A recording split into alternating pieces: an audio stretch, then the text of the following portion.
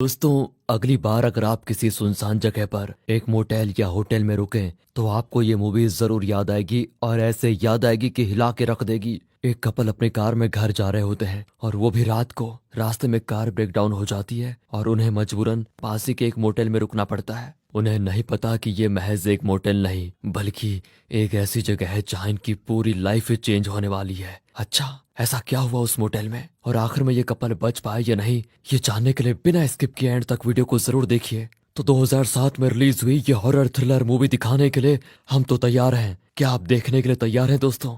हो जाइए तैयार, चलिए देखते हैं ये मूवी जिसका नाम है वैकेंसी। हाय डियर व्यूअर्स, हम आपके लिए लेकर आए हैं एक धमाका ऑफर। नेटफ्लिक्स और अमेजोन प्राइम पर बिग सेविंग। आपकी स्क्रीन पर सभी प्लान्स लिखे हुए हैं। नेटफ्लिक्स और अमेजोन जैसे कोई भी ओटीटी के सब्सक्रिप्शन के लिए नीचे दिए गए कॉन्टैक्ट पर मैसेज करें। मूवी की शुरुआत होती है एक सुनसान सड़क पर जहां एक कार जा रही है।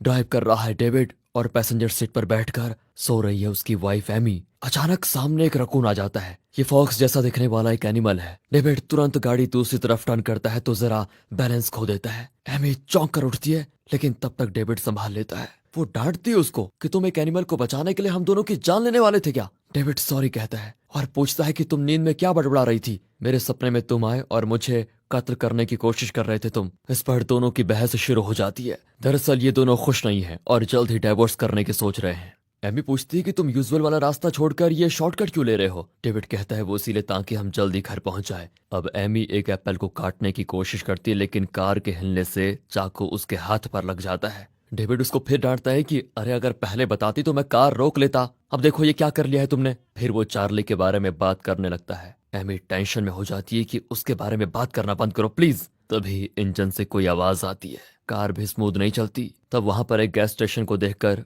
डेविड गाड़ी रोकता है पर वहां नाम के लिए भी कोई इंसान नहीं होता। तभी अचानक एक आदमी एमी के विंडो के पास आता है तो वो डर जाती है। ये आदमी यहीं पर काम करता है और डेविड से पूछता है कि आपको कहाँ जाना है। डेविड अपनी डेस्टिनेशन बताता है तो वो कहता है कि वो जगह तो कई किलोमीटर्स पहले आ चुकी है, अब आपको यू टर्न करना पड़ेगा। एमी अब डेविड को घूरने लगती है कि अच्छा तो यही था तुम्हारा शॉर्टकट, देखिए हम कितनी आगे आ गए। डेविड उस आदमी को इंजन की आवाज के बारे में बताता है तो वो उसको चेक करने जाता है। कार के अंदर एमी को एक छोटे लड़के की फोटो दिखती है। यही है चार्ली जिसका जिक्र डेविड कर रहा था। एमी उसको देखकर रोने लग जाती है। ये चार्ली कौन है और एमी इसकी फोटो को देखकर इतना दुखी क्यों है ये तो आगे ही पता चलेगा। इतने में वो आदमी इंजन ठीक कर देता है और कहता है कि घर पहुंचते ही कार को मैकेनिक शेड में छोड़ देना, तब तक इसमें कोई प्रॉब्लम नहीं आएगी। डेविड उस आदमी को थैंक यू कहकर $20 दे देता है। वो आदमी भी कहता है कि सर इतने से काम के लिए मुझे पैसे नहीं चाहिए, पर डेविड जिद करता है तो वो ले लेता है और बदले में एमी के हाथ में एक फुल झड़ी देता है। एमी स्माइल करती है और दोनों वहां से निकलते हैं। कुछ दूर पर कार टोटली ब्रेक डाउन हो जाती है। अब तो स्टार्ट भी नहीं होती। एमी डेविड को डांटते हुए नीचे उतरती है और दोनों कार को वहीं छोड़कर वापस गैस स्टेशन की ओर चलने लग जाते हैं। डेविड कहता है कि अगर चार्ली हमारे साथ होता ना तो कितना अच्छा होता। एमी चिढ़कर कहती है कि हम दोनों अपने काम में इतने बिजी थे कि उसके साथ वक्त नहीं बिताते थे, लेकिन इस वक्त तुम चार्ली का टॉपिक छोड़ दो प्लीज। वे गैस स्टेशन पहुंचते हैं तो वो बंद हो चुका था। फिर वे पास के एक मोटेल में जाकर देखते हैं तो अचानक अंदर से एक लड़की की चीख सुनाई देती है। एमी घबराकर कहती है कि चलो यहाँ से अभी चलो, पर डेविड जाकर रिसेप्शन का बेल बजा देता है। अंदर से मोटेल का मैनेजर आता है तो डेविड पूछता है कि वो लड़की की चीख कहाँ क्यों आ रही है। मैनेजर तुरंत अपने कमरे में जाकर रिमोट लेकर आता है। तब वो आवाज बंद हो जाती है। वो कहता है कि टीवी पर एक थ्रिलर मूवी देख रहा था, उसी की आवाज थी। डेविड उसे गैस स्टेशन वाले उस आदमी के बारे में बताता है तो मैनेजर कहता है कि अब तक तो वो घर जा चुका होगा। यहाँ से थोड़ी दूर पर एक गैरेज है, आप उन्हें कॉल करेंगे तो वे खुद आकर आपकी गाड़ी ठीक कर देंगे। वो एक पब्लिक बूथ की ओर इशारा करता है जहाँ पर फोन होता है जो कॉइन से चलता है। डेविड के पास कॉइन नहीं होते तो वो मैनेजर को पैसे देकर कॉइन्स ले लेता है। फिर दोनों निकलते हैं तो मैनेजर कहता है सर वो गैरेज भी अभी बंद हो चुका होगा, कल सुबह खुलेगा। अब डेविड चिढ़ जाता है कि अबे तूने चिल्लड़ देने से पहले क्यों नहीं बताया। मैनेजर कहता है कि इस वक्त आप कहाँ जाएंगे, अभी तो रात भी हो चुकी है। आज रात एक काम करिए, मेरे मोटेल में ही रुक जाइए, कल सुबह निकल जाना। डेविड को भी यही ठीक लगता है लेकिन एमी थोड़ा डरी भी होती है क्योंकि इस मैनेजर का बर्ताव उसे ठीक नहीं लगता। ऐसी सिचुएशन में इन्हें क्या करना चाहिए, आज रात यहीं रुकना चाहिए या फिर एमी के इंट्यूशन पर भरोसा करके इन्हें यहाँ से अभी निकल जाना चाहिए, बता दीजिए आप कमेंट्स में। लेकिन डेविड के कहने पर दोनों उस मोटेल में कमरा ले लेते हैं। इन्हें भेजकर मैनेजर वापस उसी कमरे में जाता है और फिर वो लड़की चीखने लगती है। यहाँ इनके कमरे का नंबर है 4। दोनों आराम करने लगते हैं। दरअसल इनके परिवार वाले नहीं जानते कि ये दोनों डाइवोर्स करने जा रहे हैं। एमी कहती है हमें अपने पेरेंट्स को बता देना चाहिए, लेकिन डेविड कहता है कि वो लोग बेकार में परेशान होंगे, जब हम लीगली अलग हो जाएंगे तब बता देंगे। तभी कमरे का फोन रिंग करता है। एमी रिसीवर उठाती है तो कोई नहीं बोलता। कोई दरवाजे पर नॉक करता है, लेकिन जब डेविड दरवाजा खोलता है तो कोई नहीं होता। फिर से फोन बजता है तो इस बार डेविड उठाता है, इस बार भी नो रिस्पॉन्स। फिर से दरवाजे पे कोई नॉक करता है। ये लोग रूम 4 में होते हैं, लेकिन रूम नंबर 3 और 4 के बीच एक दरवाजा है जिसमें से अब आवाज आती है। डेविड उसे खोलता है तो वहाँ एक और दरवाजा होता है। दरअसल ये तभी खुलेगा जब रूम 3 वाला इसे खोलेगा। डेविड रूम 3 वाले को आवाज देता है कि दरवाजा क्यों पीट रहे हो। वहां से कोई जवाब नहीं आता, लेकिन लगातार कोई दरवाजे को पीट रहा था। अब डेविड गालियां देने लगता है तो अचानक वो दरवाजा ही हिलने लग जाता है। एमी घबराकर अपने रूम का दरवाजा बंद कर देती है और फिर से मेन डोर को कोई पीटता है, लेकिन इस बार भी बाहर कोई नहीं होता। अब डेविड देखता है कि मोटेल के बाहर सिर्फ एक ट्रक खड़ा है जो शायद मैनेजर का है। वो एमी से कहता है कि तुम दरवाजा लॉक करके अंदर रहो, मैं मैनेजर से कंप्लेंट करके आता हूँ। वो नीचे जाकर बैल बजाता है तो मैनेजर बाहर आता है। डेविड उससे बताता है कि कोई रूम नंबर 3 का दरवाजा पीट रहा है। मैनेजर कहता है कि सर, इस वक्त इस मोटेल में आप दोनों के अलावा और कोई गेस्ट नहीं है, शायद कोई चोर घुस आया होगा, यहाँ अक्सर ऐसा होता रहता है, आप चलिए मैं चेक करता हूँ। डेविड वहां पर कुछ गन देखकर कहता है कि सेफ्टी के लिए गन भी लेकर आ जाओ। ये कहकर डेविड वापस अपने कमरे में आकर एमी को सब कुछ बताता है। एमी कहती है कि तुम्हारे जाने के बाद वो आवाज बंद हो गई, शायद चोर डर कर भाग गया होगा। ये कहकर डेविड बेड पर लेट जाता है। एमी कहती है कि मुझे ये जगह ठीक नहीं लगती, बहुत डर लग रहा है, यहाँ रुकने से तो अच्छा है कि हम अपनी कार में ही रात गुजारते। डेविड कहता है कि मैं बहुत थक गया हूँ एमी, वापस उतनी दूर नहीं चल पाऊंगा, चलो टीवी देखते हैं। ये कहकर वो टीवी ऑन करते हैं तो उसमें कोई भी चैनल नहीं आता। वहाँ कुछ वीडियो कैसेट्स रखे होते हैं तो डेविड एक कैसेट प्ले करता है, उसमें एक आदमी को बहुत ही वायलेंटली मार रहे होते हैं। डेविड दूसरा कैसेट प्ले करता है तो उसमें एक लड़की को टॉर्चर कर रहे होते हैं और वो जोर से चीखती है। ओह, तो मैनेजर यही मूवी देख रहा था। ये सोचकर डेविड उस वीडियो को और ध्यान से देखने लगता है तो वो कमरा जहां उस लड़की के साथ जबरदस्ती की जा रही है वो बिल्कुल इसी कमरे की तरह दिखता है। यहाँ का बेड, फर्नीचर, लैंप, दीवार, दरवाजे सब हूबहू मैच करते हैं। एमी अब बहुत घबरा जाती है और कहती कि प्लीज हमें यहाँ से अभी निकलना होगा। डेविड कंफर्म करना चाहता है कि इस वीडियो वाला कमरा वाकई इसी मोटेल का है या फिर नहीं। ये वीडियो जिन एंगल से शूट किया गया है, डेविड इस कमरे में उन जगहों को चेक करने लगता है और जैसा उसने एक्सपेक्ट किया था उन जगहों पर सीक्रेट कैमरास लगे होते हैं। अब डेविड को यकीन हो जाता है कि इस मोटेल में कुछ ना कुछ तो गड़बड़ चल रहा है। दोनों यहाँ से निकलने का फैसला करते हैं, लेकिन तभी पावर कट हो जाता है। फिर लाइट्स फ्लक्चुएट होने लगते हैं और फिर से दरवाजे पर कोई पीटता है। दोनों बहुत ज्यादा डर जाते हैं।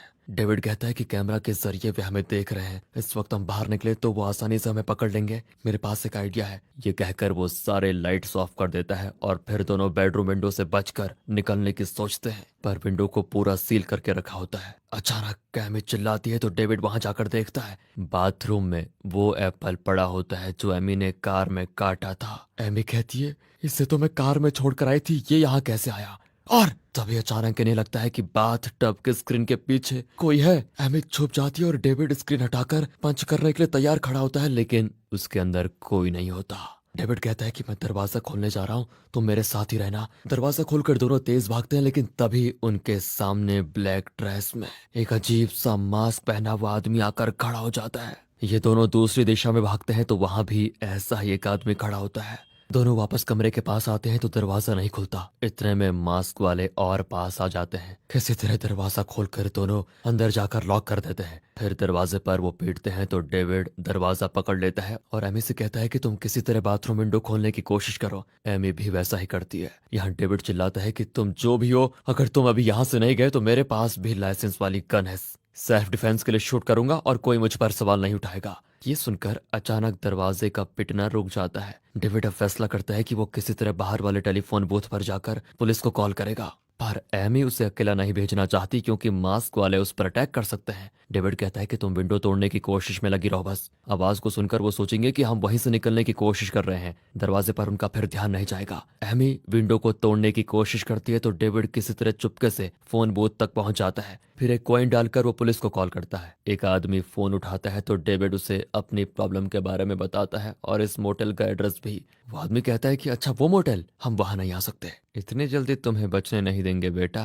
तब डेविड रियलाइज करता है कि ये कॉल पुलिस स्टेशन को नहीं बल्कि मोटेल के मैनेजर को लगा था। दरअसल यहाँ से कोई भी नंबर डायल करो वो मैनेजर को ही जाता है। अब डेविड नर्वस होकर फोन रखने जाता है कि अचानक एक कार तेजी से बोथ की तरफ आती है, लेकिन लकीली डेविड बोथ से बाहर भाग जाता है और वो कार बोथ को उड़ा देती है। डेविड अब तेजी से कमरे की ओर भागने लगता है। एमी भी ये सब कुछ देख लेती है और जल्दी से दरवाजा खोल देती है। डेविड को जिंदा देखकर एमी चैन की सांस लेती है और उससे लिपट कर कहती है कि चाहे कुछ भी हो जाए तो मुझे छोड़कर कभी मत जाना। अपनी सेफ्टी के लिए इन्हें कोई वेपन चाहिए तो डेविड बाथरूम का आईना तोड़कर एक शार्प टुकड़ा निकाल कर रख लेता है। एमी पूछती है कि मैनेजर और मास्क वाले ऐसा कर क्यों रहे हैं, उनका प्लान क्या है। डेविड कहता है कि ये तो मैं नहीं जानता, लेकिन ये जरूर जानता हूँ कि इस वक्त हम दोनों को डर के मारे कंपते हुए देखकर वो खुश हो रहे होंगे। और डेविड ठीक ही कह रहा था, क्योंकि इन्हें अपने टीवी पर देखकर मैनेजर बड़ा खुश होता है। यहाँ एमी की आंख लग जाती है, लेकिन डेविड बैठकर बार बार उस वीडियो को देख रहा होता है जिसमें इसी कमरे में एक लड़की को वो टॉर्चर कर रहे थे। जब एमी अचानक जागती है तो डेविड बताता है इस वीडियो से ये पता चलता है कि ये लोग कोई साधारण चोर या गैंग नहीं है, बल्कि सबके सब एकदम साइको है, शायद कोई साइको कातिल है। जब हम इस मोटेल में आए थे तो वो मैनेजर इस लड़की की टॉर्चर वीडियो देखकर एकदम एंजॉय कर रहा था। बहुत खतरनाक दरिंदे हैं ये लोग नॉर्मली हमें अटैक नहीं करेंगे, क्योंकि इन्हें चाहिए कि कोई अलग सिचुएशन में हम फंसे और फिर ये लोग हमें टॉर्चर करके वीडियो बनाए। जब तक हम यहाँ पर चुपचाप पड़े रहेंगे ये लोग अंदर नहीं घुसने वाले, इसलिए तुम अच्छे से आराम कर लो, तभी इनसे लड़ने की ताकत जुटा पाएंगे हम। इतना ही नहीं, इस वीडियो में ये लोग मेन डोर से उस लड़की पर अटैक नहीं कर रहे बल्कि बाथरूम के अंदर से उसे पकड़ रहे हैं, मतलब वो लोग बाथरूम के किसी सीक्रेट डोर से अंदर घुस रहे हैं। डेविड बाथरूम को पूरी तरह चेक करता है तो फर्श पर एक दरवाजा होता है जिसके अंदर एक बंकर जैसा सेटअप होता है। तभी एमी डेविड को बुलाती है। वो देखते हैं कि एक और आदमी इस मोटेल में आ रहा है, शायद वो भी इन दोनों की तरह इस मोटेल के बारे में नहीं जानता। दोनों विंडो पर पीटकर उस आदमी को वार्न करते हैं और हेल्प हेल्प करके चिल्लाते हैं। वो आदमी गाड़ी से इनकी ओर चलाता है, लेकिन उसके पीछे एक मास्क वाला आदमी भी होता है। ये दोनों चिल्लाते हैं कि पीछे मुड़कर देखो, कोई तुम्हें मारने वाला है। लेकिन इतने में मैनेजर आकर उस आदमी का स्वागत करता है और उसके हाथ में एक बॉक्स देकर कहता है कि ये लो इस हफ्ते के सारे कैसेट्स। और अब ये दोनों रियलाइज करते हैं कि ये भी मैनेजर की तरह एक साइको है जो इनसे टॉर्चर वीडियोस खरीदता है।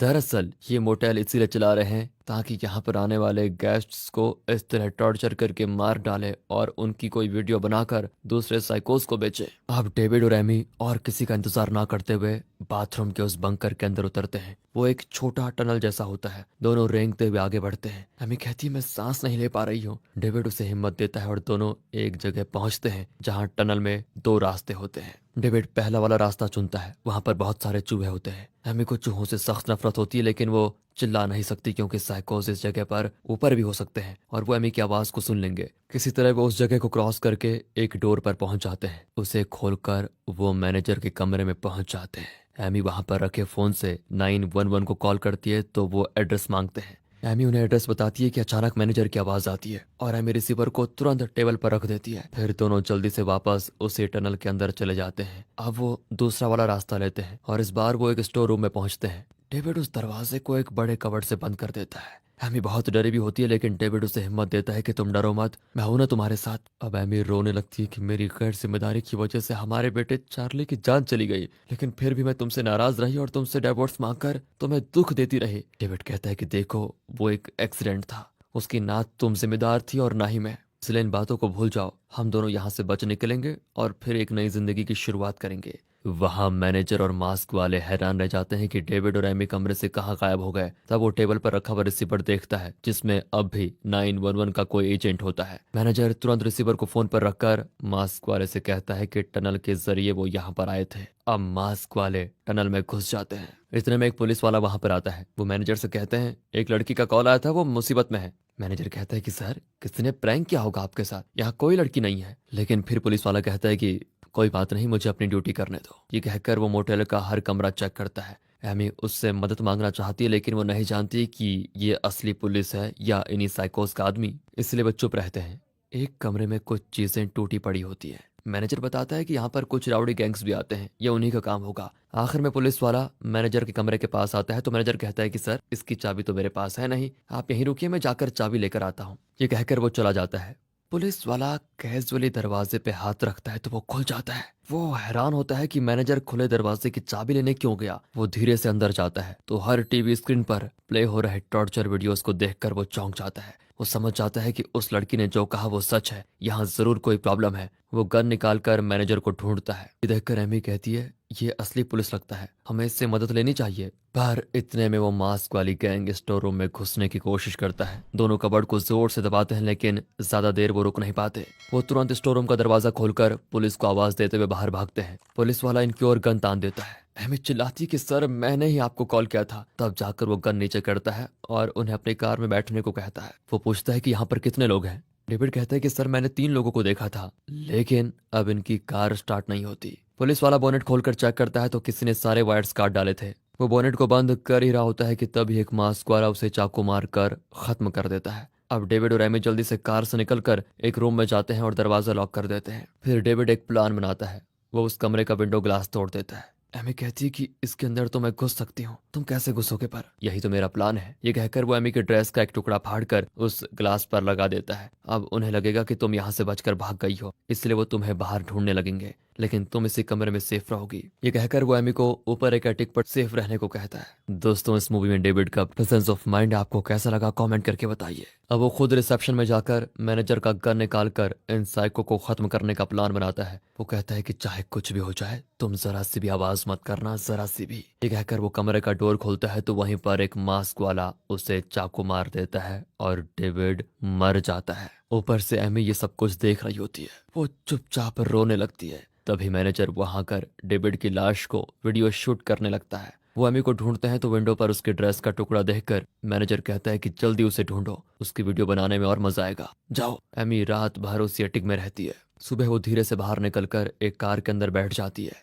लेकिन मास्क वाला उसका पीछा करता है। कार के अंदर चाबी की जगह पर स्पैनर लगा होता है, लेकिन कार स्टार्ट हो जाती है। इतने में मास्क वाला कार के ऊपर कूदकर ऊपर से एमी का गला दबाने की कोशिश करता है। एमी फिर भी कार को चलाने लग जाती है। तभी एक और मास्क वाला बाहर आता है और एमी को रोकने की कोशिश करता है, लेकिन एमी कार को सीधे उसके ऊपर छोड़ देती है और दीवार के अंदर घुसा देती है। जो मास्क वाला कार के ऊपर था वो भी सीलिंग में दबकर मर जाता है। जो मास्क वाला दीवार के अंदर घुस पड़ा था वो अपना मास्क निकालता है तो पता चलता है ये वही आदमी है जिसने गैस स्टेशन में इनकी कार का इंजन चेक किया था। यानी ये भी एक साइको है जो इसी गैंग का आदमी है। अब बचा सिर्फ मैनेजर। एमी उसी कार में बच निकलना चाहती है लेकिन कार स्टार्ट नहीं होती। अब उसे 911 को कॉल करना ही पड़ेगा। वो मैनेजर के कमरे में जाती है तो वहां फोन का कनेक्टिंग वायर नहीं होता। जरूर उस मैनेजर ने ही वायर को छुपाया होगा। ये सोचकर एमी एक हथौड़ा उठाकर बाहर निकलती है। डेविड ने उसे बताया था कि रिसेप्शन में एक गन है। एमी उस गन को निकालने की कोशिश कर रही होती है कि मैनेजर पीछे से एक बेल्ट से उसका गला घोंटने लगता है। एमी गन निकाल लेती है लेकिन दर्द के मारे वो उसे चला नहीं पाती और गिरा देती है। अब मैनेजर एमी को मारते हुए कहता है कि तुमने क्या हमें उल्लू समझ के रखा हुआ है? यहाँ के हर कमरे में कैमरा है, समझी? हमने कल रात को ही देख लिया था कि तुम एटिक में छुपी हुई हो, लेकिन फिर सोचा कि थोड़ा गेम खेलेंगे, फिर तुम्हें खत्म करेंगे। एमी की जो हाथ में लगा वो सब उठाकर मैनेजर से वो लड़ती है। मैनेजर उसको बहुत पीटता है और आखिर में उसे उठाकर फेंक देता है। एमी ठीक गन के ऊपर गिरती है और तुरंत गन उठाकर मैनेजर को शूट करती है, लेकिन बुलेट नहीं होता। मैनेजर हंसकर अपनी गन निकालने वाला होता है कि एमी दोबारा से ट्रिगर लगाकर प्रेस करती है और इस बार गोली चलती है। मैनेजर की स्टोरी खत्म। एमी भागकर डेविड के पास जाकर रोने लग जाती है। वो नोटिस करती है कि डेविड की सांसें अभी जरा चल रही है। अब एमी जाकर मैनेजर के पॉकेट से टेलीफोन का वायर निकालकर फोन कनेक्ट करती है और 911 को कॉल करती है। अब वो जल्दी यहाँ पहुंच जाएंगे। अब एमी डेविड के पास जाकर कहती है कि तुम्हें कुछ नहीं होगा, हम दोनों बच गए हैं, अब हम सच में एक नई शुरुआत करेंगे। ये कहकर एमी डेविड को गले लगा लेती है और यहीं पर वैकेंसी नाम की ये मूवी होती है खत्म। तो